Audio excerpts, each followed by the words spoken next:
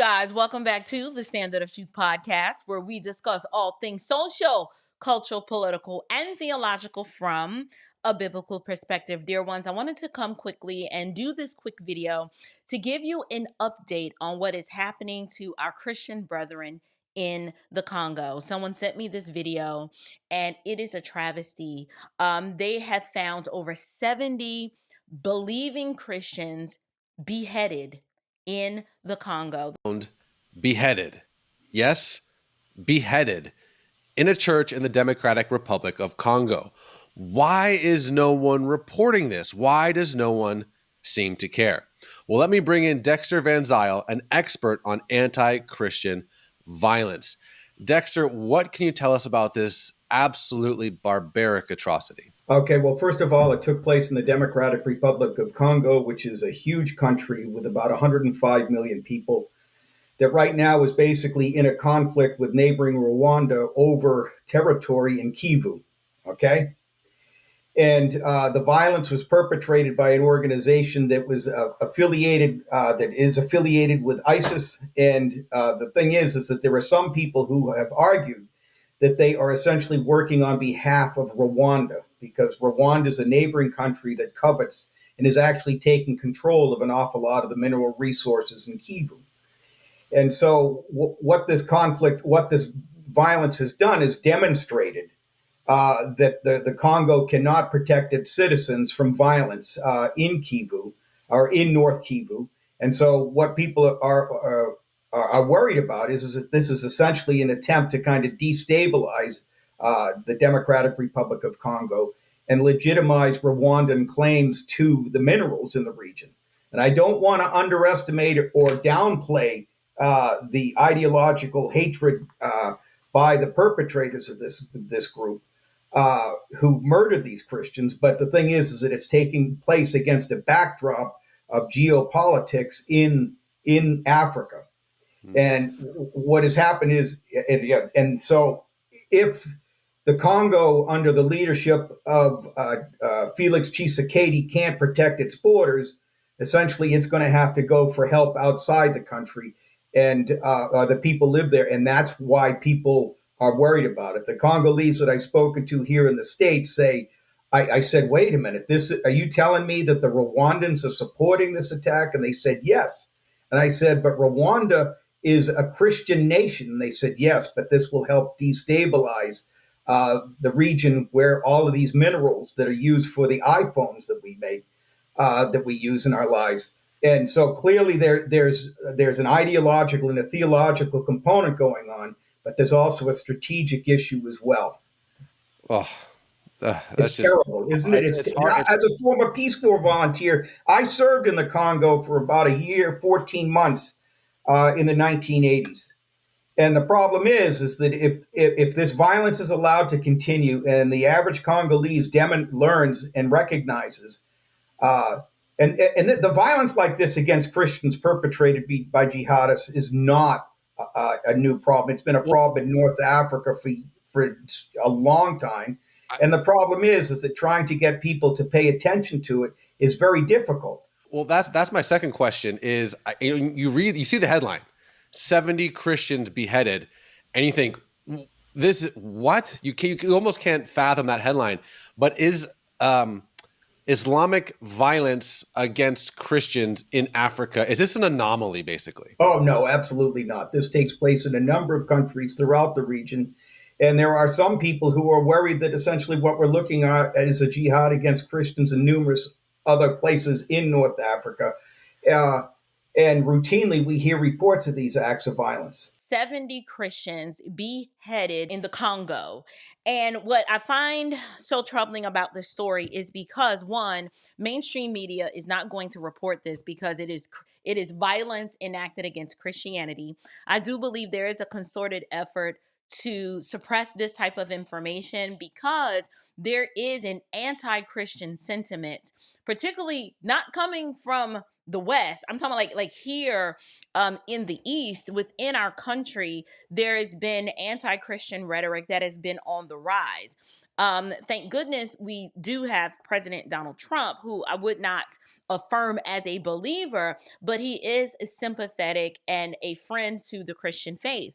However, it sounds as if this is some sort of ISIS affiliated group that is enacting this violence on behalf of the Rwandans who claim to be Christian, but because there is this interest in the minerals, they want to exploit a natural resource that is in the Congo. They are willing to put their love of their Christian brethren aside and say, if ISIS is going to help and allow us to exploit the Congo and get us the minerals that we need, then who cares if 70 Christians are beheaded?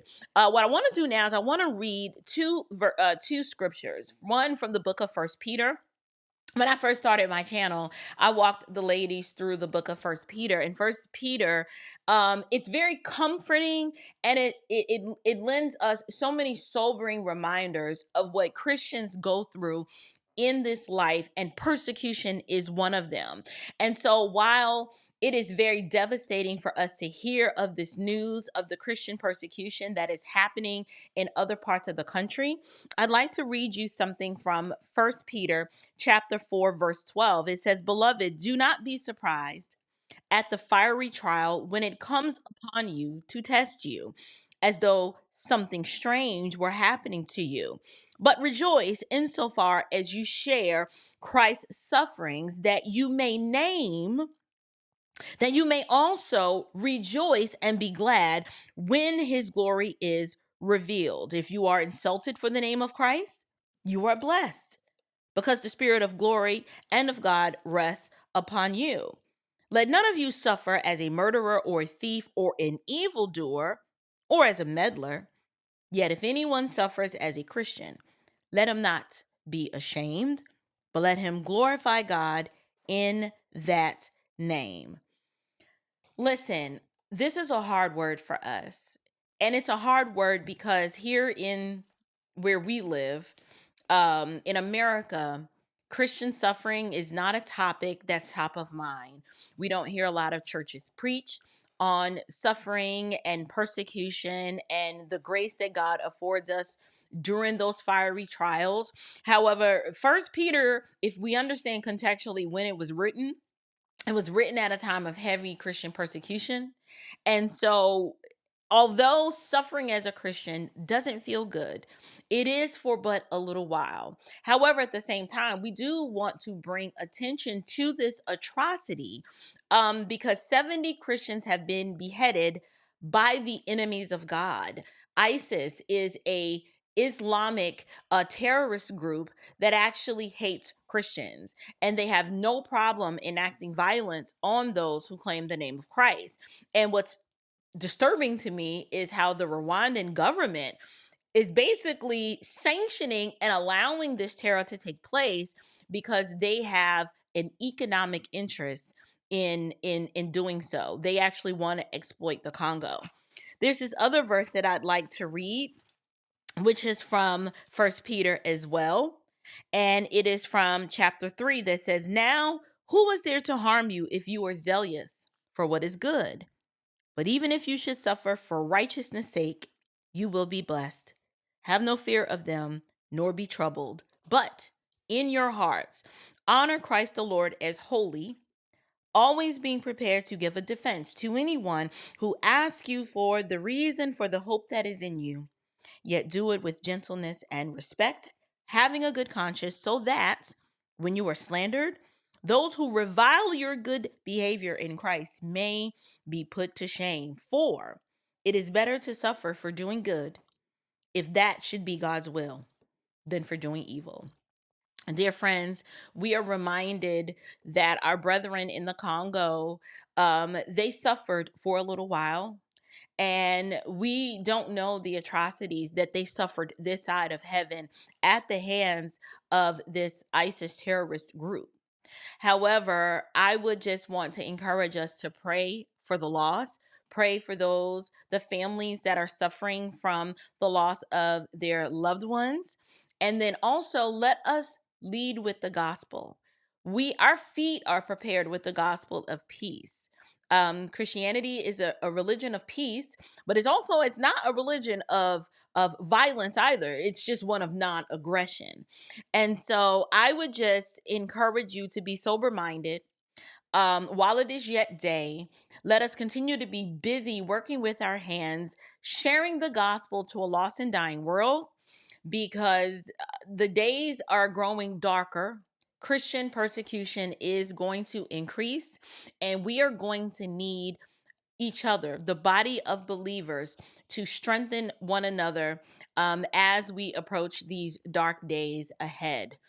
This is a horrible story that I did not take pleasure or joy in reporting.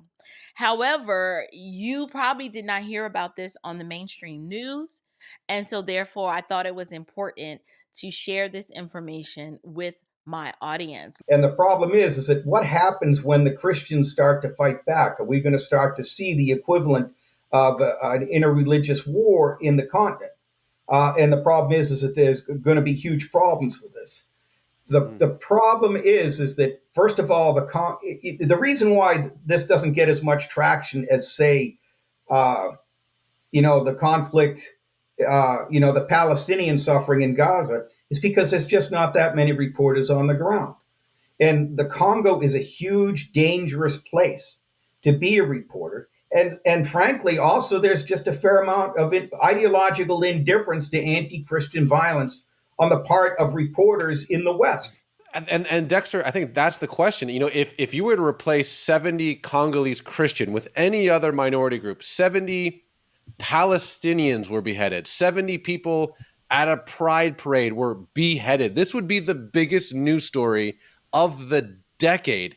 And yet this just happened and no one's reporting on it. And literally crickets. Right. And it's like that with Boko Haram when they murder people in Nigeria. There's basically crickets.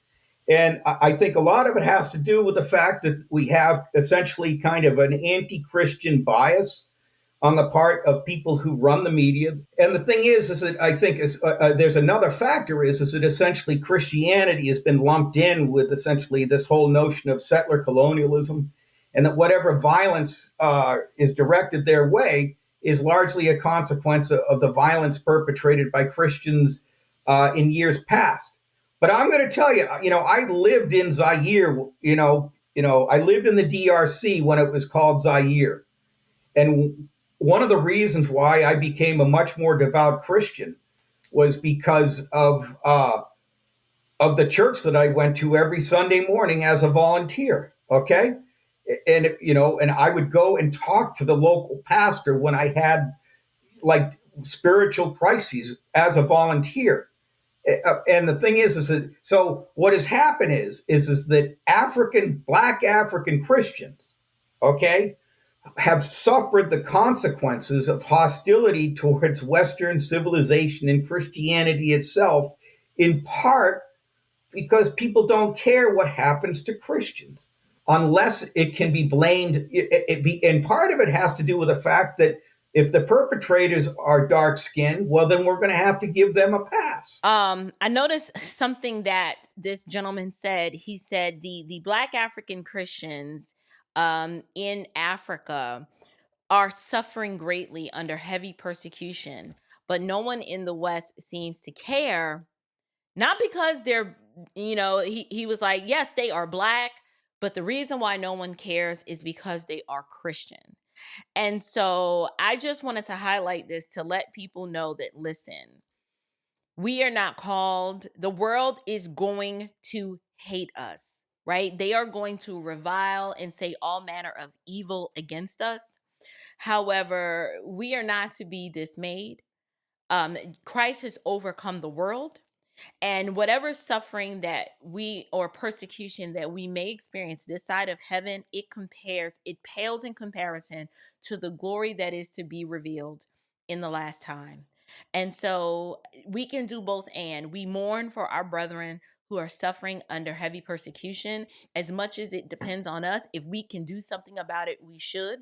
But then in the same breath, we have the comfort of the scriptures, which tells us that while you might be suffering this persecution for a little while, if you are suffering for the cause of Christ, the scriptures says that you are blessed. Many of us here in the West can't wrap our minds around the blessing of suffering for the cause of Christ. And we don't have a concept of that. But pretty soon, as the day continues to grow darker and more weary, many of us might.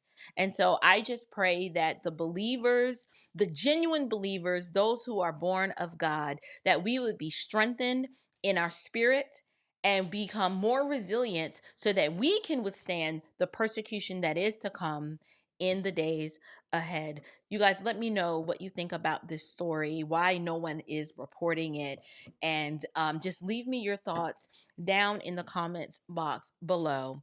And until next time, you guys, grace and peace.